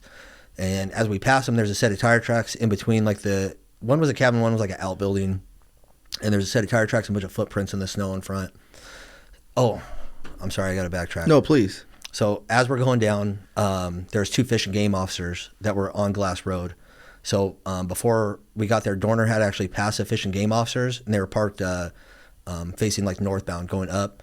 Dorner actually drove by them, put his AR out the window, and just shot up their cars. As we passed by, like, doors had bullet holes in it, windows are all shattered out on both of them. So luckily, the fish and game was I think a lieutenant, and then just a warden or whatever. But they were able to duck, and Were they in their cars? they were in their cars, yeah. So they just luckily survived. I don't know if they had that, if they're on our radio and they knew that Dorner was in this Dodge or anything, but they were up there kind of helping out with the searches and stuff. Oh, like my that in the area. goodness. Yeah. So they were just parked, and Dorner, right after he carjacked that citizen, he just drove by the fish and game cars and just lit them up as he passed by. So when you guys pass it, you guys know, like, in your mind, you're probably thinking like, oh, it's imminent. We like, talked to them. He's like, yeah, he just drove by, shot our cars up, and continued downbound. They're lucky. Yeah. And 2, I could only imagine you're probably like, man, like, it's imminent that we're about to contact this guy probably. Yeah, and one of the guys had like a badass AR-10. I was like, and we had stupid Mini 14s. Bro, let me use that, bro. I was like, man, I should ask him for his AR-10. Like, can I use that, bro? Dang, y'all not doing nothing with it. Let me use it. Oh man. Yeah. So we passed them. We're like, okay, and then again, like, we knew, like, all right, Dorner's just shooting fish and game cars, like, for no reason. So we passed those cabins, and then the resident deputy stops again, and he's like, hey, we should check these cabins out. There's a set of tire tracks going in between the property. Yeah. And I was like, man, I don't know. Like, I go, we're looking for this white Dodge. Like, I didn't see a car. Our helicopter's up. Like, I was like, I don't think we should, like, waste our time on that. And he's like, no. He's like, I was down here earlier, and he's like, they weren't there before or whatever. And I was kind of thinking maybe it was a father and son that it looked like someone pulled in and then, like, pulled out. Yeah. So I was like, all right, we'll check these cabins real quick. And this was nothing out of the norm that we had done that entire weekend. Exactly. So you guys have been doing checking places all day long. Yeah. So our STD guys, they didn't stop. They had already passed. Because they were probably thinking the same thing as you, kind of like, hey, they didn't stop here. Yeah, we're looking for this white truck. Yeah. So the deputy was right. So Dorner had actually driven between the 2 properties all the way through, like, the backyard, and then crashed that truck down a ravine in the back, and actually got out of the car, ran back to the cabin, and kicked the back door of the cabin. He was actually inside the cabin. Oh my goodness. Yeah. So he was, but we had no idea he was. Were you nervous at this point, knowing? Because I mean, you're in the mountains. Yeah. And knowing you're in the mountains, bro, you could be anywhere. Yeah. So was that like was that in the back of your mind, just like this worried feeling, like, man, like, he can be anywhere? Yeah. We just were waiting to drive, and like, you guys like sitting ducks essentially. I felt a little bit better because we had our air support up. Yeah. So at least we kind of. And was your air support following you guys as you guys were tracking this? Yeah, they were just like, they were really high up from what I remember. Okay. So, but at least we weren't gonna, like, Yeah, I got you. Yeah, but I don't know. They didn't see that car. There's a video. I think a Channel 4 helicopter ended up picking it up, but it was a white car in snow and stuff like that. So, and they were obviously looking on the road, not down like a ravine. Yeah, gotcha. So we get out of the car, and King was driving. I was in the passenger seat. So we start walking up. We parked, far enough away from the cabin. So we're walking up, and as it was me, McKay, and then McKay's partner, and then my partner King. As we get closer to the cabin, it was a narcotics unit. It was a sergeant from Redlands PD and then a deputy with the sheriff's department. They pull up and they're driving a Dodge Durango, and they pull up to us and they stop like directly in the middle of the road, kind of like in front of the cabin. Mm-hmm. So I remember I was walking with King, and King breaks off from me. He was off to my right. I didn't know where McKay was at that point, but King breaks off from me, and he meets with these narc guys, and he's going to tell them like what we're doing. Like, hey, I can get on his belt recording. He's like, hey, like, we're down here with SED. They went ahead of us. Like, we're going to check this cabin out real quick. Yeah. As I continued to walk to like where those tire tracks were out. And then luckily I was looking down at the ground at the tire tracks. And as soon as I broke like that second window of the cabin, Dorner started shooting at me. First round on target, hit me right in my face. Where at in your face? Went in next to my left nostril. And he was shooting a suppressed .223 AR. So I was looking down. It went right into my next to my left nostril, went through the roof of my mouth, through my tongue, and then blew out the right side of my jaw. And then the round continued, and it went to the shoulder strap of my tack vest. Oh my goodness! Yeah, just kind of blew out my entire. What did that feel like? Felt like I got punched. Really? Yeah. Was it like hot, burning at all? Yeah, like saw the flash, like. You've been punching that's just kind of what, yeah, felt like I got punched. Second round hit me in the chest, right under my left pec. I kind of turned to take cover. Third round hit me in my my left forearm. And actually, which is where the scar is at right there. It went in right here, and I was holding my rifle, so it actually shot the rifle out of my hand. Those minis that didn't have slings on or anything. So. Oh my goodness! Yeah. Oh, that's probably getting heavy to you, carrying a gun that doesn't have a sling on or nothing like that. Yeah, they're light. It's not bad. Yeah. So I turned it. Shot the rifle out of my hand, and then I turned to take cover behind the Durango that was parked out front, and then I got shot in my left knee, right under my knee joint. As you're getting shot, are you like what's going through your mind at this moment in time? Yeah, like again, felt like I got punched. I'm like oh shit, like take cover. So I was able to run. I was able to make it behind the Durango. The only one I was concerned about was my chest, because I knew he was shooting rifle rounds, and I had soft body armor on, and you learn from very early on that those they don't stop a rifle round. No, not at all. They zip right through it. Mm-hmm. So I was like, okay, so I was able to make it. I didn't even know I got hit in the arm at that point. I knew I got hit in the face, but couldn't feel your arm, or didn't even register that I got hit in the arm. At that point didn't know I got hit in the leg either. I made it behind the car. I thought I went back there and ate shit, like I fell. But one of the narc guys later told me, he's like, I ran behind the Durango, put my back against the rear quarter panel glass, and then slid down on my butt. Oh, really? Yeah. So, and then King later talked to him. He didn't really know, like he was talking to the narc guys, and then because it was a suppressor, it was just kind of hard to hear where it was coming from. So he said he kind of starts like looking around. He's like, what the hell is that noise? And then the windows start popping on the Durango. He's like, the rear passenger window breaks. Yeah. And then the front passenger breaks, front window, and he's like, oh shit, like we're getting shot at. So he actually takes cover to where we initially parked out of Dorner's view. So McKay and the two narc guys go behind the engine block as I run around, and I go behind the rear quarter panel. And then I go slide down on my butt, and then Dorner kept shooting at me back there. One of the rounds skipped, hit me in my right hand right here, and then I kind of tucked my elbows in behind the tire. The tire was hissing air. He shot the tire. Oh my goodness! Like how many times did you get? How many total times did you get shot? So 4. Oh my goodness! Yeah. Well, I guess 5. You count this one that he was trying to skip rounds under the car that hit me in the right hand. He shot so many times that the rear quarter panel glass of the Durango came out in one piece. I was kind of sitting on my butt, and the whole tint goes, kind of lands right on my lap, and then I kind of like push that off. So you're on the rear quarter panel. McKay and the other guys are on the front, toward the front of the car. Yeah, they're behind the engine. Yeah, they're at the front tire. I'm at the rear tire. Is McKay shot at this point yet, or no? No. And I didn't know that they were right there either. When I went back there and I was down, all the blood was like pulling up in my throat, so I couldn't breathe. It felt like I was drowning. So I had to I was trying to feel it around, but my tongue was barely hanging on. And then my chin was broken in 3 spots. All my teeth were blown out. So I start like panicking because I can't breathe. So I have to put my head down and get the blood out of my mouth. And then I had a big hole in my neck. So I kind of put my head down, watch all this shit come out of my mouth, and then I just remember I'm like, all right, don't freak out, don't panic. Like, just kind of like I don't know, like you stubbed your toe or something. You kind of like hold it in, like you're gonna be all right. Like talk to yourself. No, you got this. Yeah, I was like, all right, don't freak out, don't panic. So I was just trying to get any oxygen because I don't want to like hyperventilate or anything. But that's will or survive right there, kicking in right there. I would imagine. Yeah, absolutely. Yeah. And then then it was like, okay, and it felt like if you ever had a concussion before, that's kind of what it felt like when I got hit in the head. Like I was out of it for a second. Yeah, and then you come to. Yeah, because that round, it hit me square in the face, so it like definitely rang my bell a little bit. So I was like, okay, I'm bleeding out of my mouth. I felt my chest was like burning. I'm like, cool. It's like the movies, like all this shit's coming out of my mouth. I'm like, all right, I got maybe 30 seconds, a minute before I die.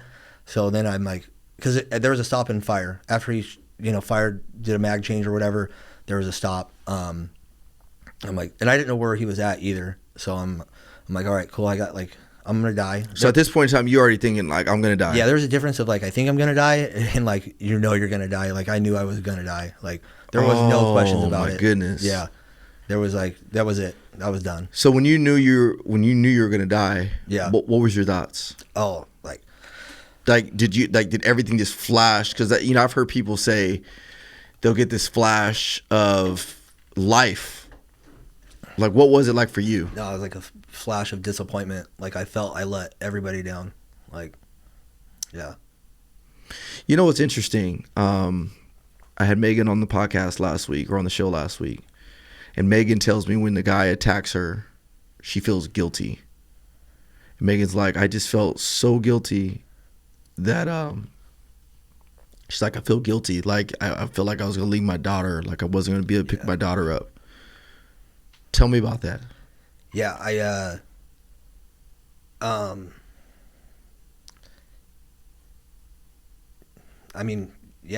felt the same way. I felt like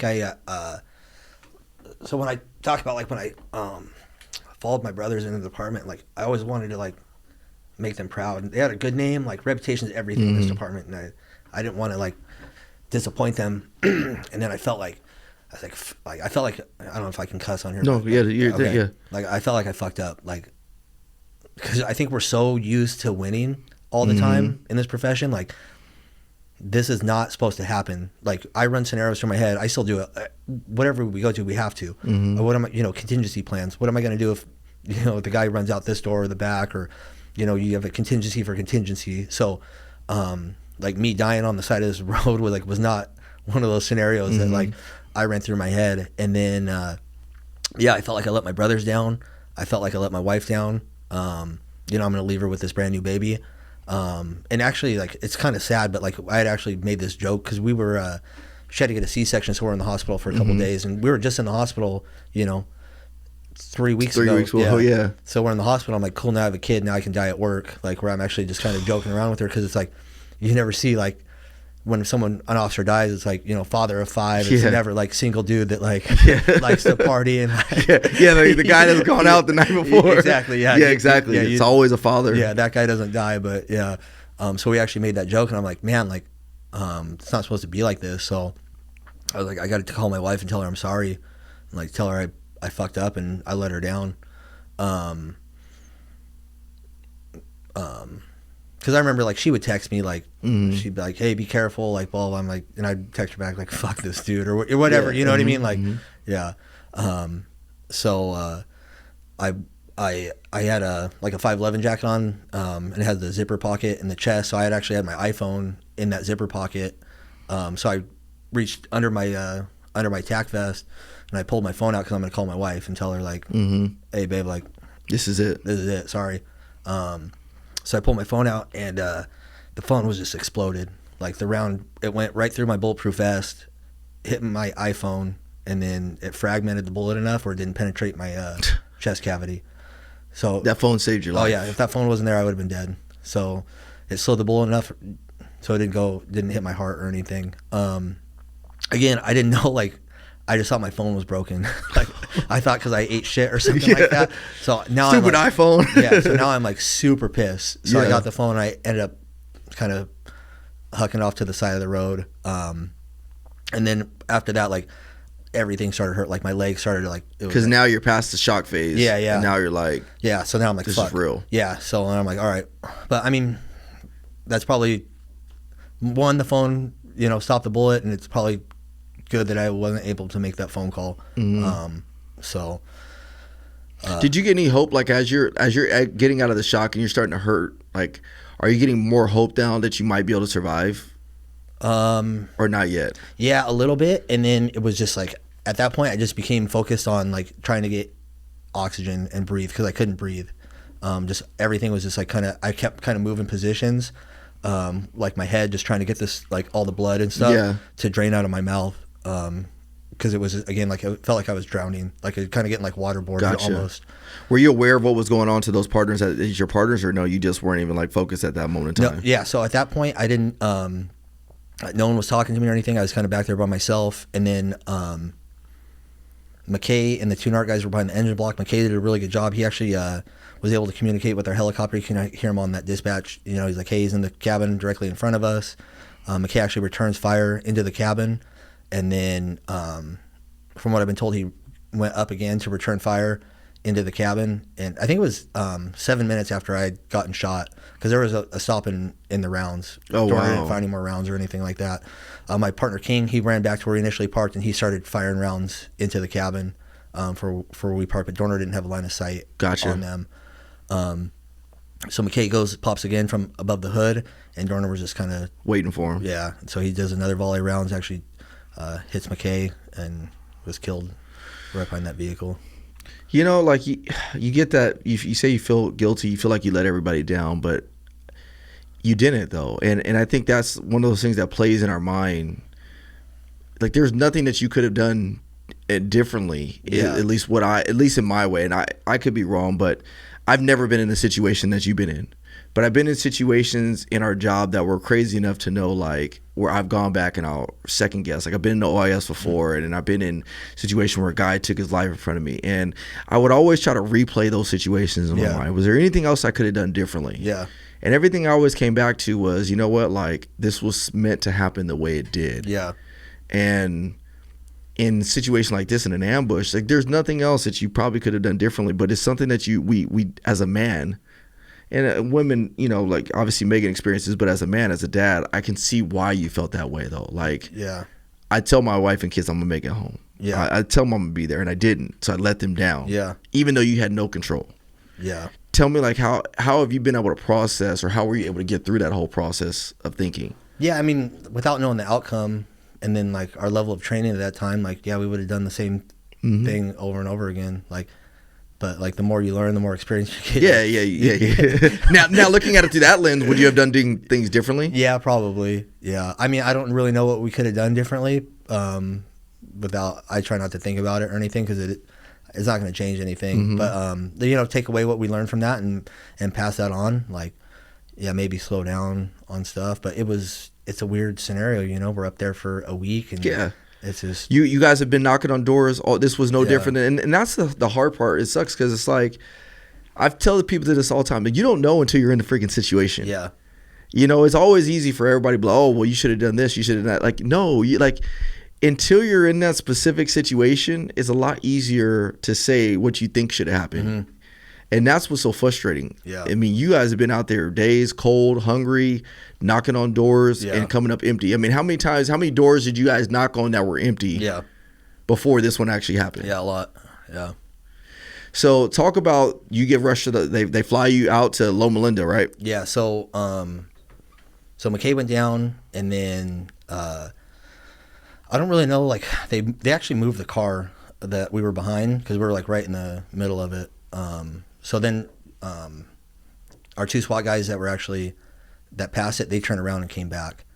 So when they got there, it was the again, I don't want to like bring up it because it doesn't matter what happened. But McKay and I were behind the car. McKay goes down, and then that's when I realized that McKay had gotten shot. We're like inches from each other's face, just laying like right next to each other. Really? Yeah. So and then I kind of look back and I see the wheels of the car that we were behind roll right by my head, and now I look back and now we have no cover in the cabin's right there.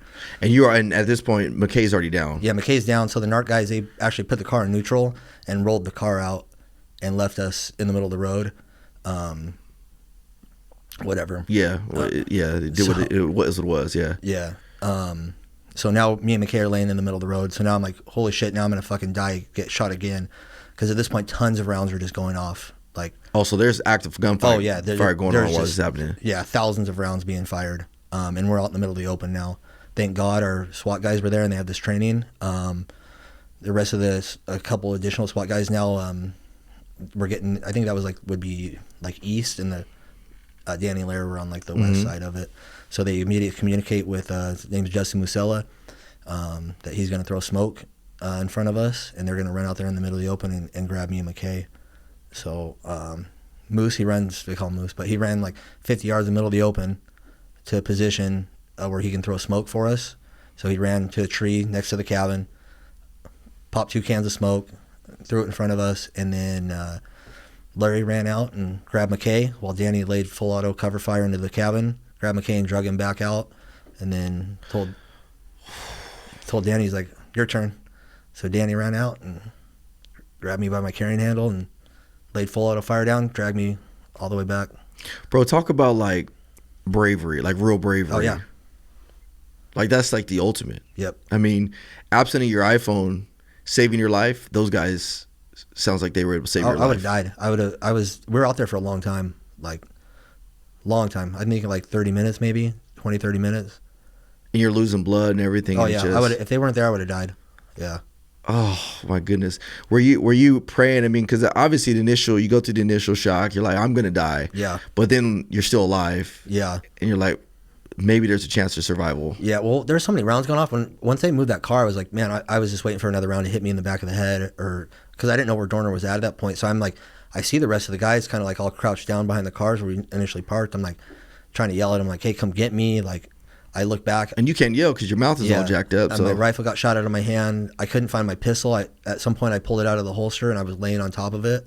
I'm just they're just defenseless. Yeah. And I was so thank God those dudes were there, and they, risked their lives to save mine and tried to save Jeremiah.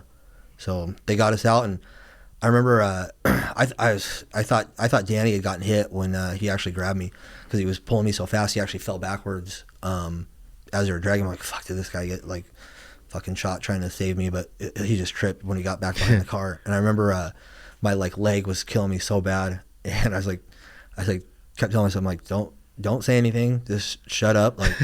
I go, you're gonna die, and all they're gonna have is me bitching about how bad my leg hurt. So I'm don't say anything. And I remember I asked Danny later on when you came and visited me, I'm hey, I didn't say anything to you, right? No, I'm all right, good. I don't want to be up there complaining and stuff. And then they picked me up, and we were there for a minute, and I think our medic on the team, he was trying to work his way around, and right when he got there, they had just loaded us up in the truck to take us off. So they picked me up, and that's when I saw King. And I was man, my face must be pretty jacked up, because he just kind of looked at me and looked like he was gonna pass out. He gave you that first look, oh yeah, and he's you don't want to say nothing, but he's like get him out of here, and I just kind of gave him a thumbs up that was gonna be okay. I tried to talk, but my face is all messed up. So they put me in the back of the car, and then I was on the bench seat in there, and I had kind of my leg was just killing me at this point. Every time I was able to get some oxygen, I could feel it in my leg, just felt like it was just because the bullet went in right below my knee, and it just blew out the entire the tibia plateau that it sits on, just out. And those rifle rounds, they go in small, but they just kind of do a lot of damage. They explode when they come out. So I was in the back of Danny's car, and I see him. They pick up McKay, so I'm trying to tell him hey, don't put him on my leg, but there was nowhere else to go. So we're me and McKay are kind of piled in the truck, and I was hanging on to the rear headrest, And Danny was a Marine, and he's on the honor guard, and he was actually going to go do the honor guard for Officer Crane's funeral, which was the next day. Which was the guy that had just been killed by a officer, yeah. Donor a week ago. He had his honor guard boots sitting on the seat, and I'm on the headrest, and all this stuff is just like blood all over his dripping. boots and stuff. Yeah. And I'm like, these are like the nicest pair of boots I've ever seen. I'm like, whoever's boots these are going to be pissed because they're destroyed. There's a bunch of nasty stuff in there. Yeah. So Danny saves my life, and then I destroy his boots and the backseat of his car. So sure, you could care less about those boots as long as you survive. Yeah. So they load us up in the car, and then thank God our medic ship, the sheriff's department, they'd actually took off once they found out that Dorner had been sighted in Big Bear. They actually left our hangar, and they took off, and they were at the Big Bear airport on standby. Oh, really? So once they called that officer down, they took off, and then it was the sheriff's medic helicopter, and it had a full-time ER doctor. He's a reserve on the department, and he just happened to be working that day. His name's Dr. Gerges, so I had an ER doctor on board, and wow. Yeah. So they did an awesome job. They were able to find a landing spot in the middle of a forest, and they loaded me and McKay in there, and they actually put me in that basket, and they I think they put me on my back so they could start working on me, and then all the blood started filling up in my neck. Oh, so you were probably freaking out. So I couldn't breathe, so the doc he kind of flipped me over and put me on my stomach, and so there wasn't too much they could do. He was just kind of I think he later said he was just kind of holding my jaw in place, just talking to me the entire time. So this probably felt like an eternity for you. Yeah, it felt like a long time. And that's why I'm like at one point I'm like, man, am I gonna can I just pass out and wake up in the hospital and then did that ever happen or no? No. I was wait for the whole thing. Yeah, and then I was like, and then I'm like, man, now it's really hurting. Like, am I just gonna die? Like, what the fuck's going on? But at that point, I was on the helicopter, and I remember I was talking to the doc, and he was like, I was telling him I'm like, hey, can you tell my brothers that I'm sorry, and tell my wife I'm sorry, and he's like, dude, he's like, you're gonna be fine. Like, he's like, it's not that bad, and he's like, we're gonna be having beers this time next week, and I was like, what the? I was like, dude, I've been spent the past hour feeling sorry for myself, thinking I'm gonna die. Like, oh shit, okay. And he's full of shit, Yeah, but he's trying to give you hope. Yeah, I was in a coma that next week, but it was exactly what I needed to hear. You know what I mean? He told me what I needed to hear, and I was like, oh shit, okay. I kind of felt like a wuss. I'm like, oh man, I thought I was gonna die this whole time. Well, tell me about that. I mean, that word. I mean, tell me how much those little bit of words helped you out. That little bit of hope. Oh yeah, it did. I'm like, oh okay, I'm gonna be fine. Just kind of calmed me down a little bit, and it just made you feel completely different. Mm-hmm. Even though he probably knew in his mind, he was probably like, "Oh crap!" That's what he said. Yeah, he's like, "I don't know." He's pretty bad. But it gave you the hope that you needed, and I want to pause there just because, I think a lot of times we don't understand how much words can actually really impact, the affirmation. Yeah. Raising kids as a dad or my wife, and for you, when it came to survival. Just hearing the fact that you're going to be all right actually probably gave you the bit of hope that you needed to continue to fight. Yeah, absolutely. Yeah. Man, so you go to the hospital. They intubate you after they do some surgery that put you out, right? Yeah. So they get us there, and then again I'm waiting to pass out. So I'm in there, and they're cutting all my clothes off, and that was the first time I had some pride putting this vest together, so I in there the first time I wore it, they cut it off, and they cut my $300 danners off me and stuff like that. Oh my goodness. That's kind of when I realized I was shot in the arm. I was laying on my stomach in there, and the nurse is trying to take my watch off, and I had a jacket on, so she pulls my arm up, and it just looks like crab meat was hanging out of my jacket sleeve, but it was just all the tendons, and I'm like, oh, that's freaking disgusting. And you're thinking about this. Yeah, so now I see it. Now I'm like, okay, now my arm's starting to hurt. I didn't know I'd shot in the arm initially, and that's how I always make that joke. I'm like, she's trying to get my watch off. I'm like, you just cut $300 pairs of Danner off. Cut the $60 G-Shock. I'm like, that's hurting now. Yeah. But they're able to get my watch off and stuff like that. And then they started giving me some medicine. I was starting to feel better. And then my Sheriff John McMahon, he was actually in there, in the ER room. Really? Yeah. This is the where they go on, where they initially were doing all the assessment and stuff on me, and then I see him. I'm like, what the heck? This is the man. I thought I was out of it. I'm like, yeah, this is the head man. Right here. Yeah. So he came over there, and he's. I told him I was sorry for getting shot, and then that was the last thing I remember. How much did that mean to you having your sheriff at your bed? Oh, it was awesome. He was there all the time too.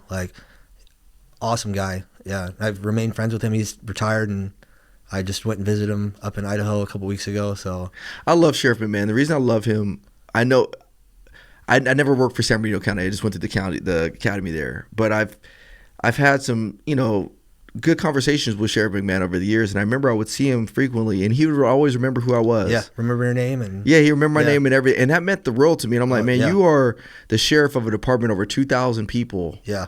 And you know your guys. Yeah. You know other people that aren't even in your department. Yeah, know your name, your wife's name, your kid's name. Like, he cares. Yeah. And I think that's important. I mean, if you're a leader or supervisor listening to this, I mean, it's important. Like that it's the little things like that, man. Yeah. And so he's by your bedside now. He's another thing about him. When he was when I was on patrol, he was our chief. And then if you get like an exceeds standard on your eval, like he would actually send you like a handwritten note, like, hey, thank you for all the hard work. And I ended up getting the chance to tell him that after. I'm like, man, you don't know how much that meant, like to like a new patrol guy, and like get that from the chief, like a handwritten note, like that's awesome. So you learned a lot from him. Yeah. And I'm sure you communicated with your wife and everything throughout this process, or whatever she needed. Yeah. And then his wife his wife and my wife are really good friends now. Just like, wow. Yeah.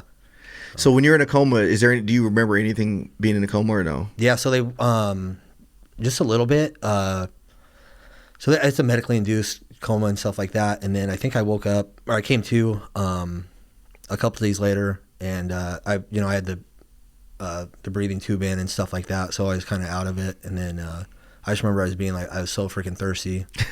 And then because of the tube in your mouth and everything. Yeah, yeah.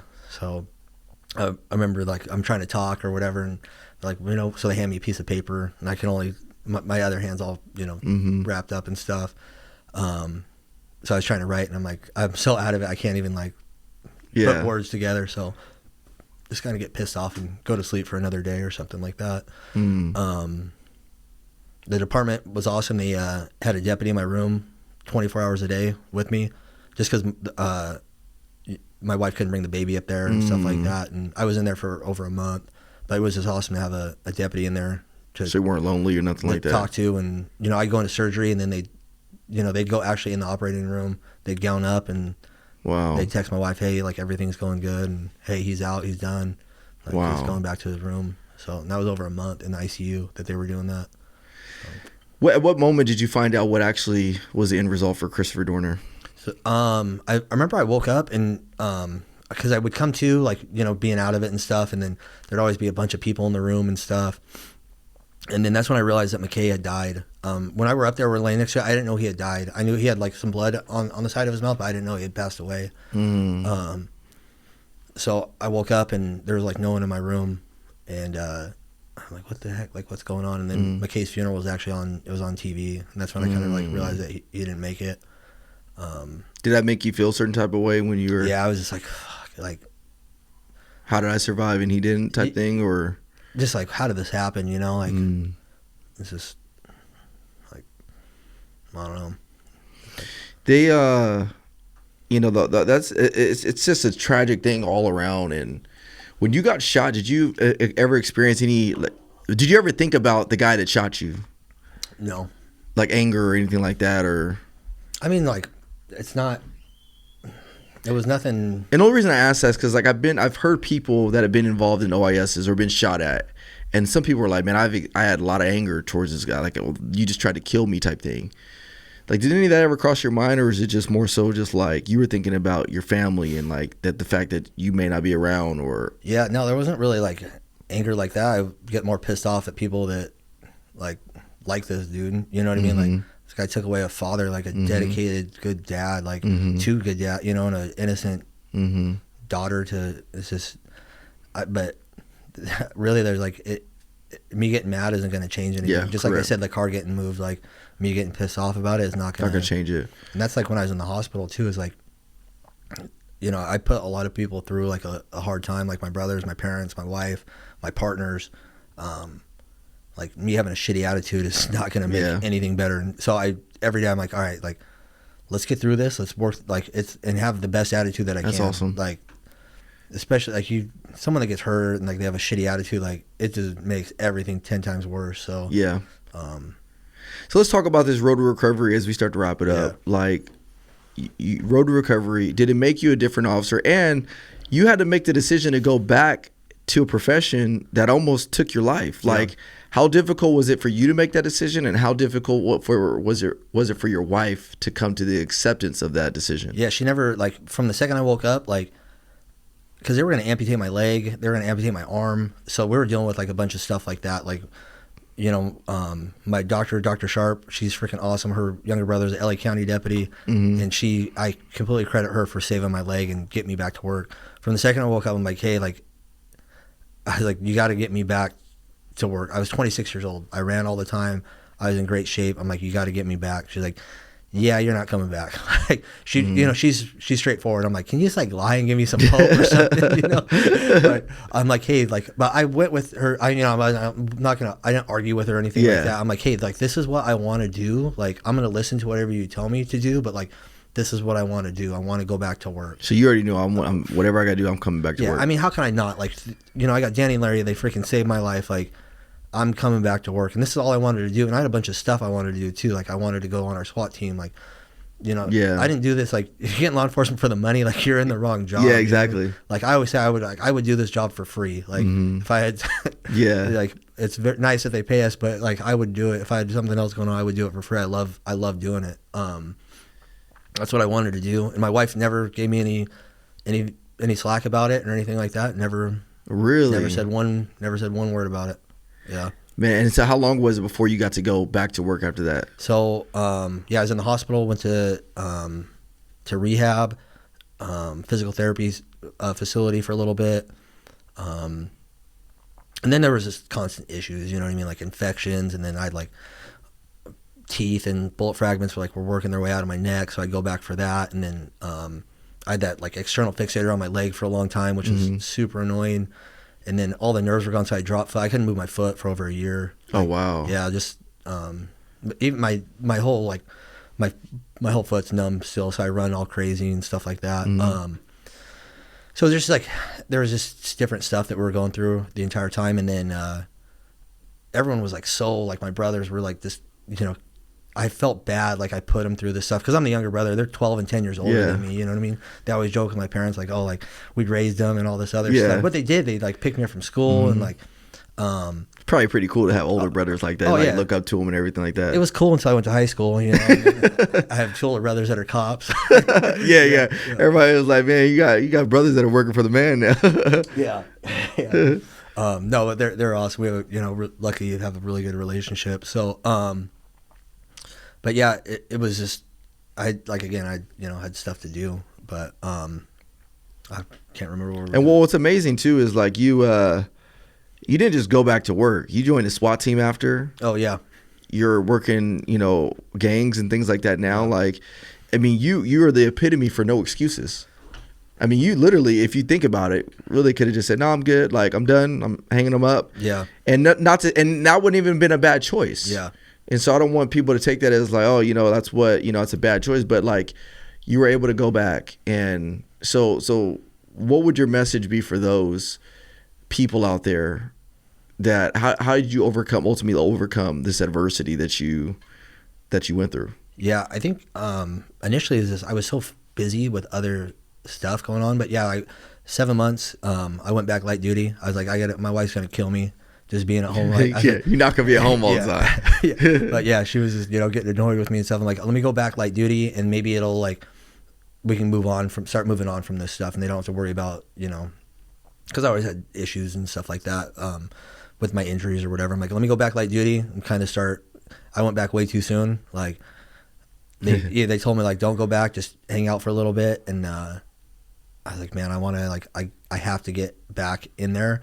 And then I felt like I was going to start missing stuff. I was going to start getting passed up for promotion, or I'm going to lose this time on the spot. So even though I couldn't do anything, I'm like, let me just get back to work and then just go light duty. Just be present. Yeah. So I went light duty. So I came back 7 months after that. I was completely jacked up. They finally took the external fixator off, and I had like this carbon fiber thing that would go on my shoe so I could walk around a little bit and stuff. And then I ended up getting transferred to like our specialized division. And I ended up staying there, and I kind of talked to my doctor. I'm like, hey, like, I'm not out there like on patrol. Like, can you sign me off full duty? Like, because there's like a bunch of limitations. Yeah. Yeah. Like, you know, I could stand up for like 7 minutes a day or something like that, something crazy. So she's like, yeah, look, if you're not on patrol, I'll send you off full duty. So I got signed off full duty, and then with that, it was just like getting back to where I was, and it was just like every day a little bit further, run a little bit further, run a little bit faster, and then next thing you know, I'm like, I'd check my times from when I ran before. I'm like, man, I'm running faster now than I was before I got hurt, and this was like a year and a half after, just because I had that like mental like. Wow. I always say some people are born with it. I had to go through this to get it. Like, you can find out how far you can push yourself, and like, and everyone like, hey, what was like being shot? Like, the only thing I can compare it to, have you ever done like I don't know, like I did it like some triathlons and stuff like that. I did like the half Ironman or whatever. I can compare it to that. Like, you just want to stop running and lay on the side of the road and take a nap, but you don't, you know what I mean? Yeah, That's you just like keep going. You keep going. You keep pushing yourself. Like, there's nothing more than I want to just freaking stop and sit on my ass and eat a sandwich right now. But but you don't. But you don't. And that's kind of what I compare it to. And that's just kind of where I went. I'm like, all right, cool. I'm running faster. I'm running further. Like, how far can I take this? And then, so I started riding bikes. My brother was always into road biking, and I couldn't run because I dropped foot. And he's like, hey, I think I'm gonna bring my road bike over and I'll clip your foot in there, and like, you can start exercising and stuff. Because I had my mouth wired shut, so I was just drinking milkshakes all the time. I'm like, man, I'm getting fat. Like, I need to do something. Strawberry milkshakes are hitting too much, man. Yeah, exactly. So, I started doing the road bike stuff, and then I swam in high school. So, and then my buddies that I worked with, and they went along on the ride with me, and you know, they're all about it. It's like they're running with me. They're doing awesome. And I think I credit a lot of like to my recovery to the dudes that I worked with, like my partners, my friends. That's awesome. You know, because it's hard to do it by yourself, but if I have a partner, like 100%, like, push hey, you to do it. Yeah, you want to go do this half marathon on Saturday? Like, yeah, all right, I'll do it. Like, cool. Well, he's doing it, so I'm gonna do it. Yeah. And then they started doing that with me, and then we just. That's awesome. Yeah. I made a post yesterday on my Instagram page. I got to go back this past weekend to UNLV, which is where I played football. And I spent about 15 to 16 years on the gridiron. And I said, you know, there's so much that sports teaches you, you know, how to, you know, overcome adversity, how to be resilient, you know, how to get, you know, have teammates rely on your teammates. And I think it almost sounds similar in this scenario. There's, you know, if you find that thing, whether it's the military, whether it's sports, but finding those things that push you beyond your limits will really help you just develop as a person. Yeah. And I think that's where a lot of people struggle, is they don't know how to be resilient, and they don't know how to overcome. And I'm trying to teach these lessons to my kids right now. Like, you can go farther than you think you can. You always can. Yeah. You know, right? When and it's the lesson for me. Even now, I mean, 36 years old, trying to get back into shape. Yeah. And I'm like, man, I want to get off this treadmill. But I'm like, no, you can go further, or you can push yourself further. And it sounds like that's exactly what you did. Yeah. And that honestly probably is one of the things that saved your life. Yeah. There's multiple things that seems like it came together. Obviously, your phone, you know, your partners, and, you know, the hope that the doctor gives you when he tells you you're going to make it. Yeah. You know, man, do you look at yourself as being blessed? Oh, absolutely. Yeah. One, that I had these guys that were there, you know, to save my life. And then, and then it's just like, I always say, like, you know, putting these goals like in front of yourself. So like, to come back to work, I was like, when I came back to work, it was just like, all right, cool, now I need to go back full duty. And then once I became full duty, I'm like, all right, cool, now I want to go to SWAT school. And that was like my end goal with that. And then I remember it was one of the hardest things I've ever done. I should have waited a little bit. Like, I think I wasn't completely healed. I think I ended up going in like 2015. I'm like, man, that freaking hurt a lot. But again, like, I felt like I was going to miss my opportunity to do it. But it was like, one, you know, these guys saved my life, and I was able to be on the same team with them and be on the team that my brothers was on.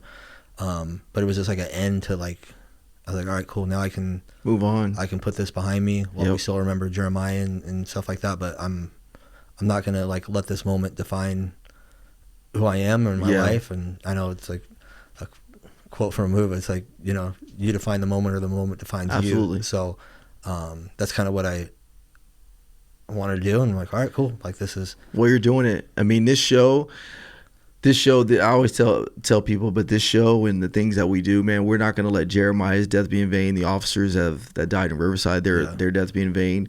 And the way we do that is by bringing light and sharing people like your story. I mean, you have a very, very inspiring story. Seriously, I wanted to tell you that, Alex. Thanks, I mean, you've inspired me from day one in the academy. I sit you. there and it's crazy to think about it, man, how quickly you did that. Yeah. You came to the academy, less than almost a year from your thing and returned.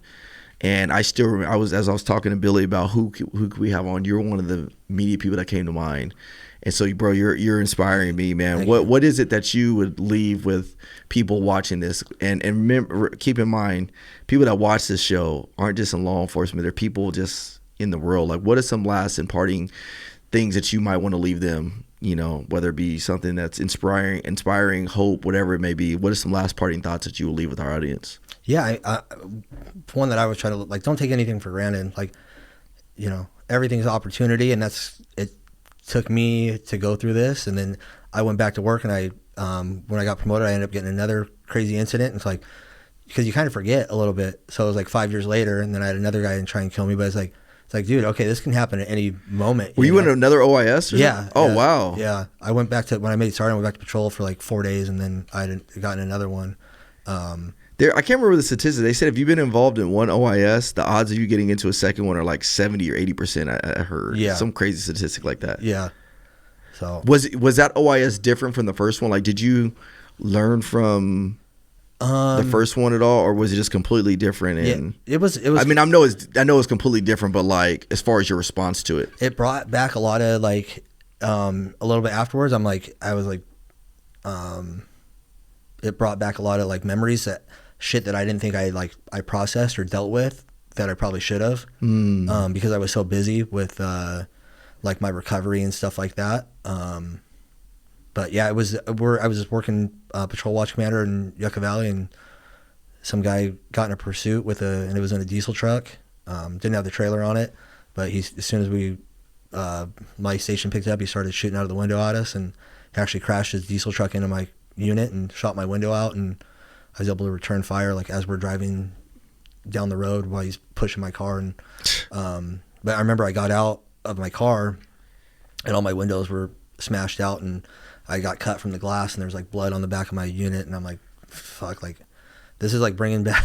Yeah. And I remember I'm like looking around, like feeling myself, like I'm like, did I get fucking shot again? Like, yeah. But that's kind of like where it brought back some of the stuff. And I'm like, but that was just, you know, I'm like, am I bad luck? Why does this keep happening to me?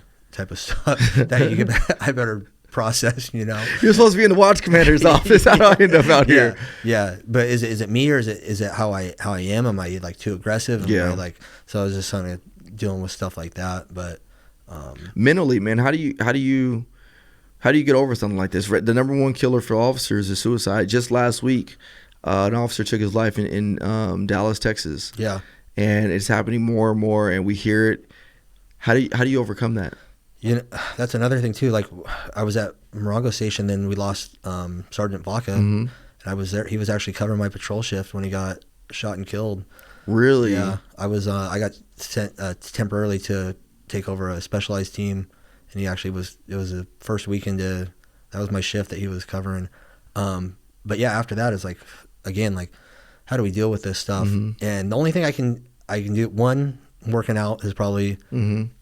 Running, exercising, lifting weights, and then kind of trying to be an example, like you were saying, like for other people. I don't know if Sergeant Hendricks came and talked to you in your academy class, but he was shot in the early 90s, and he had a very similar leg injury to mine. He ended up being my TAC officer in the academy, and he was probably in his 30s, late 30s, and he would outrun all of us at 21 years old, and his legs crooked because he had a titanium rod in there because he got shot in the leg. And I always looked up to this guy, and I'm like, man, this guy is like an animal. Like, he would talk how he would run to work and then run home and all this other stuff. And it was just, I looked up to him so much. And then he spent a lot of time with me, and he came and saw me at the hospital. And like, I,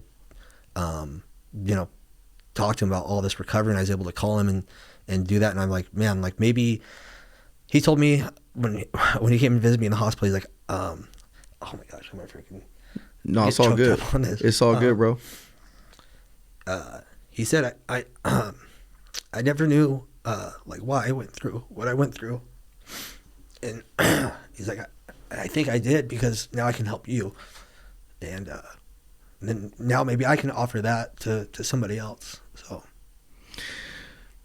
Bro, that's powerful, man. It's so true, man. My dad passed away in March of last year. My wife's dad passed away 3 months before that, and it was the hardest moment of our life. My dad died of MS, and my father-in-law died of COVID. And I would always go back and forth with God, why? Yeah. Why did it have to happen this way? And I think the reminder that I got was, I need you to go through this because there's going to be others that have to go through some similar things, and they need to find hope that they can get through it themselves. And if I don't have people that I can trust to help them get them through it, then what's it all for? Yeah. And I think of your story similar to that, man. Like, you were literally touching so many people. People need to see you. People need to hear you, because there's going to be people that are on their darkest days that they don't know how to get through. God. And bro, like, your story today is just, I attribute it to so much, of bravery, bro, and resilience, just like Sergeant Hendricks and so many other people. I appreciate you, man. Oh, thank you. I appreciate that. I just want to thank you, man. And thank you. last thing I want to do, man, is two last things. So we're gonna bring a little bit more, lighten the mood a little bit. So as fast as you can answer these questions, I did this with Megan. We're doing with you. If you can have any superpower for a day, what would it be and why? I don't know, invisibility or something. I think Megan's in the same thing. Yeah. All these people want to be I'm all up in your business. What's your go-to comfort food on a long day? Oh, In-N-Out. In-N-Out all day, all day. double, spread only, animal style fries. That's mine. Oh yeah, I get a Flying Dutchman, 2 extra meat patties. There it is. Fries and a vanilla shake. You already know what it is. Your favorite cereal if you eat cereal? Oh yeah, Captain Crunch. Captain. Oh, Yeah. Oops All Berries, or you just I those? use it. It's crazy. I like Life cereal too, so my kids eat that, so I'll mix them every once in a while. Do a little Life and a little Captain Crunch. Captain Crunch is funny, bro, because it jacks the roof of your tongue up, bro. Like, it freaking rips it all up. Favorite dessert? Ice cream. Ice cream? Yeah. You have a favorite movie? Oh, I got a bunch. Yeah, favorite movie. Yeah. What's one of your favorite movies? Gladiator. Oh, yes. Yeah. Are you not entertained all day, every day? If you could travel anywhere in the world right now, where would it be and why? Shoot. I want to go all sorts of places. I don't know. Italy looks pretty cool. Okay. So I'd go there. Two more. What's the hobby or activity you love to do to unwind, just to relax? Lift weights. Lift weights? Yeah. And last one, if you could have any conversation with any historical figure, who would it be and what would you ask them? Man, that's a tough one. It is. Yeah. I don't know. I'd have to think about that one. Okay. Yeah. That's fair. That's a hard one. Yeah. What about you? For me, it would probably be Martin Luther King. Okay. I know it sounds cliche, but a lot of people, when I dig deeper into his story, he wasn't what a lot of people think he was. I mean, obviously we know he changed things, but the dude went through so much. Yeah. He was a part of the Republican Party. A lot of people don't realize that. And like he went against people in his own community as well as other people because he was a maverick. He was a change agent. So he'd be somebody. I'm curious, and the reason I would want to talk to him is because we claim all this, stuff going on in our society, racist this, racist that. But if he was here today, knowing where he came from, would he look at us in be ashamed of where we are, knowing that we have so many more freedoms that he didn't have? Yeah. And I think that's why I would want to talk to him, because if he can see where we're at now, would he be grateful for where we've come, or would he be ashamed of where we come? Yeah. So, good answer, yeah. But hey, man, I have this for you, bro. Hat, man, for you, man. Here's a book, bro. I'm gonna sign. And then, bro, you look like you're bigger than you're more buffer than a large, bro. But I got a bigger size for you, bro. I'll do that one. I like the smaller one. But man, Alex, bro, thank you so much, man. Absolutely. It was a true honor to have you on, man. You're doing tremendous work, brother, Thank you. I can't thank you enough. Oh, appreciate it. Thank you.